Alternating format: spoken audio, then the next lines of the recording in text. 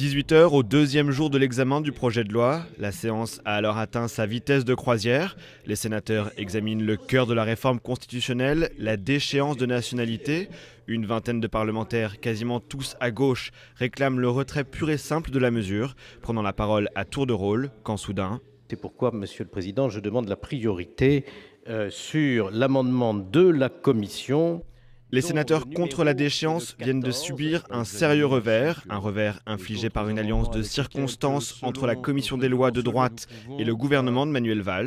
Le temps de comprendre ce qui est en train de se jouer, les communistes demandent une suspension de séance. Ça, c'est pas sérieux, ça.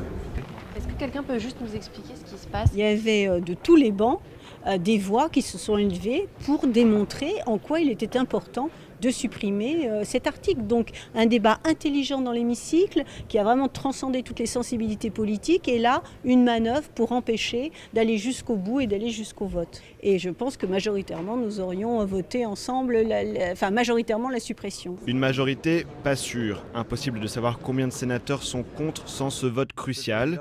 Ils ratent leur coup. Pendant plusieurs minutes, les opposants ne décolèrent pas. Ça recouvre une manœuvre qui n'est pas, je le dis profondément, qui n'est pas digne de notre haute assemblée et qui a empêché aussi le débat sur des propositions alternatives comme souhaitait le faire un certain nombre de nos collègues. Une colère des sénateurs aussi contre Philippe Bas, le président de la commission des lois.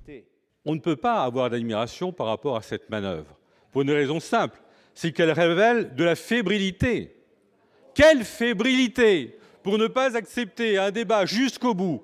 Quelle fébrilité, alors que vous savez que vous avez la majorité dans cette Assemblée pour refuser tout simplement de compter une minorité venant de tous les bancs, une minorité plus importante que celle que prévue. Un épisode qui restera comme un des temps forts de cette réforme constitutionnelle, un artifice de procédure révélateur aussi d'une importante fracture à gauche sur la déchéance de nationalité.